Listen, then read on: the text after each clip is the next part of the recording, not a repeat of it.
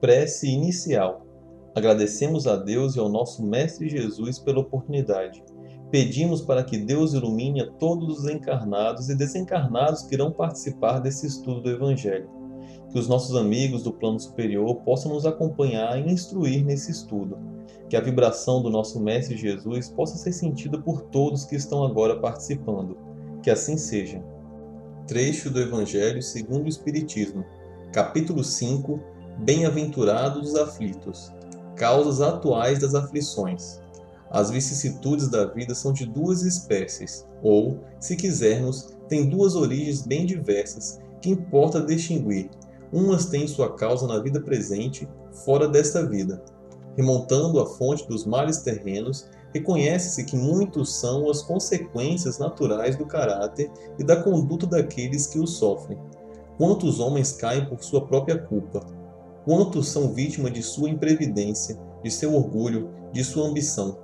Quantas pessoas arruinadas por falta de ordem, de perseverança, por mau comportamento ou por terem limitado seus desejos? Quantas uniões infelizes, porque resultaram dos cálculos do interesse ou da vaidade, nada tendo com isso o coração? Que de dissensões, de disputas funestas, poderiam ser evitadas com mais moderação e menos suscetibilidade? Quantas doenças e aleijões são o efeito da intemperança e dos excessos de toda ordem? Quantos pais infelizes com os filhos, por não terem combatido as suas más tendências desde o princípio?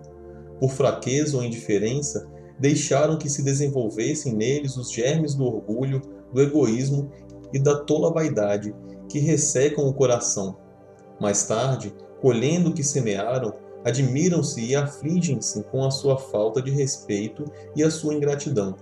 Que todos os que têm o coração ferido pelas vicissitudes e as decepções da vida interroguem friamente a própria consciência, que remontem passo a passo à fonte dos males que os afligem e verão se, na maioria das vezes, não podem dizer: se eu tivesse ou não tivesse feito tal coisa, não estaria nesta situação. A quem, portanto, devem todas essas aflições, senão a si mesmos?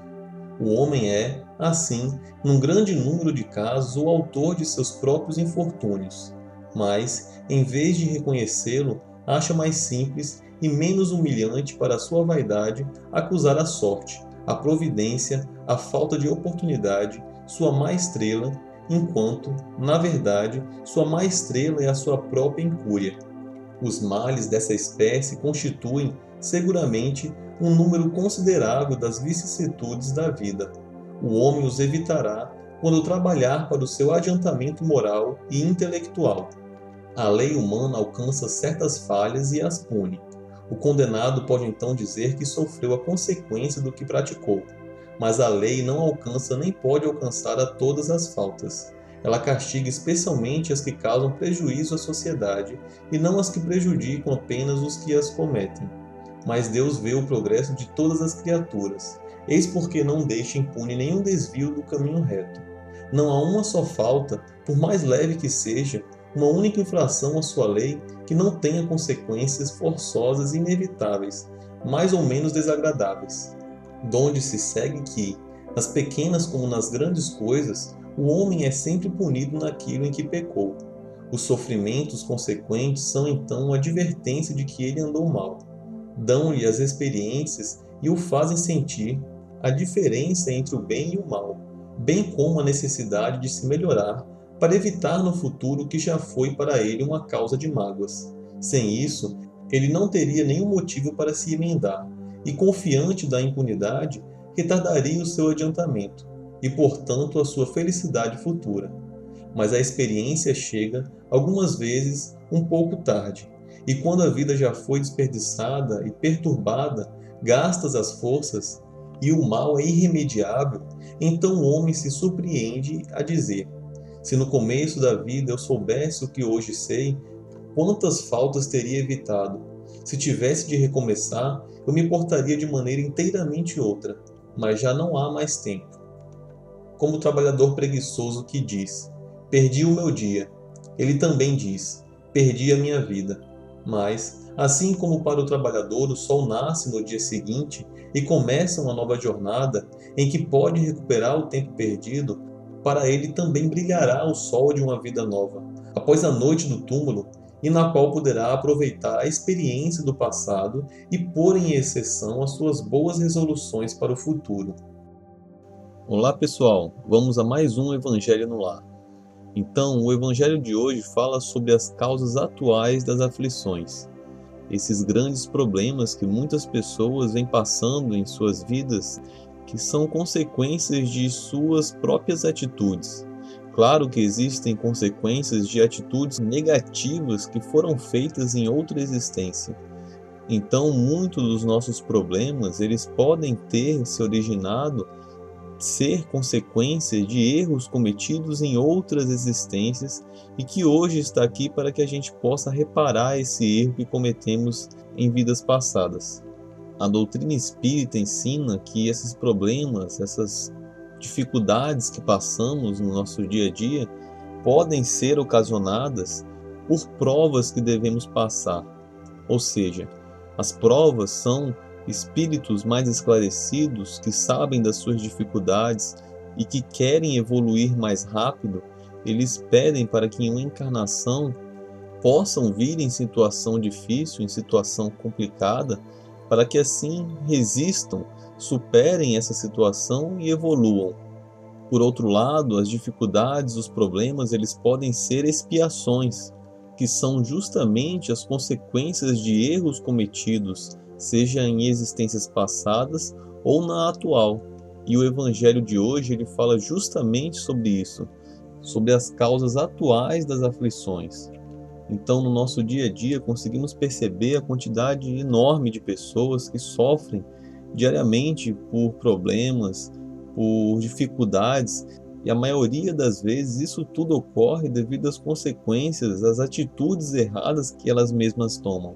O texto mesmo ele fala diversos exemplos, como casamentos infelizes que ocorreram por interesse ou por vaidade, pais infelizes com os filhos por não terem combatido as suas más tendências desde a sua infância, e tantos outros problemas que ocorrem com as pessoas devido às suas próprias atitudes. Todos nós colhemos o que plantamos. Deus, em sua infinita sabedoria, bondade e misericórdia, não deixa nenhum ser impune, nenhum erro passa desapercebido por ele. Cedo ou tarde, todos nós expiaremos os erros que cometemos. Então, o mais importante, como os Espíritos mesmos falam no texto, é a gente buscar o nosso adiantamento moral e intelectual. Assim, a gente vai deixar de lado todos esses problemas que são ocasionados pelas vicissitudes da vida. Quanto antes pudermos procurar o nosso aprimoramento, a reforma íntima, a caridade, observar todas as nossas atitudes, os nossos pensamentos, buscar o nosso progresso realmente, de coração, e ajudar o próximo também em seu progresso, estaremos livres o quanto antes de problemas e dificuldades que enfrentamos no nosso dia a dia. Aqueles que deixam para depois se arrependem muitas vezes amargamente por erros que cometeram no passado, e muitas vezes também desejam do fundo do coração voltarem ao momento em que erraram e fazer diferente. Mas todos nós temos a oportunidade de nos melhorar, de buscar a nossa melhoria, de fazer a diferença a partir de agora. O nosso querido Chico Xavier tinha uma frase que dizia que, embora não possamos voltar atrás e fazer um novo começo, podemos começar agora e fazer um novo fim. Então, mesmo que tenhamos errado muito nessa existência, nada está perdido. Podemos recomeçar e fazer um novo fim, fazer a diferença e reparar os erros que a gente cometeu. Porque todos aqueles que trabalham para o seu aprimoramento moral e intelectual, todos aqueles que trabalham em prol do próximo, fazendo a caridade de coração, ele tem as suas dificuldades, seus problemas atenuados.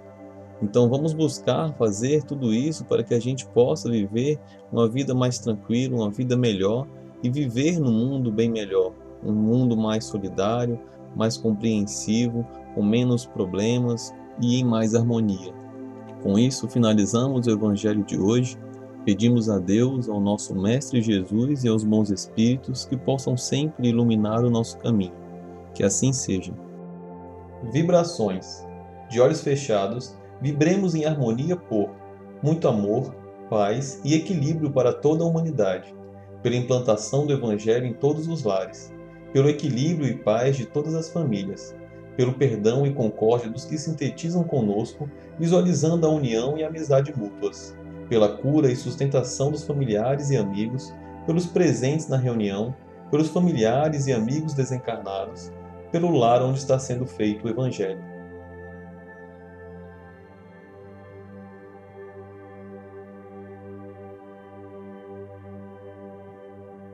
Prece final.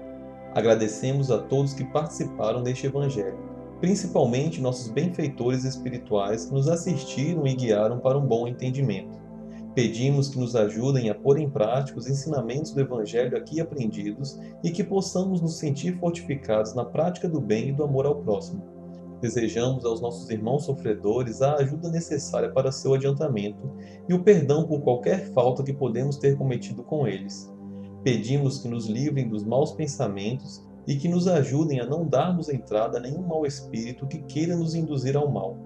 Que Deus, nosso Mestre Jesus, e os bons espíritos possam nos guiar no caminho do bem e nos envolvam em um manto de muita luz e amor. Que assim seja. Curta e compartilhe esse vídeo. A maior caridade que podemos fazer pela doutrina espírita é a sua divulgação. Assim daremos a oportunidade para os outros conhecerem também o Espiritismo. Até a próxima, amigos!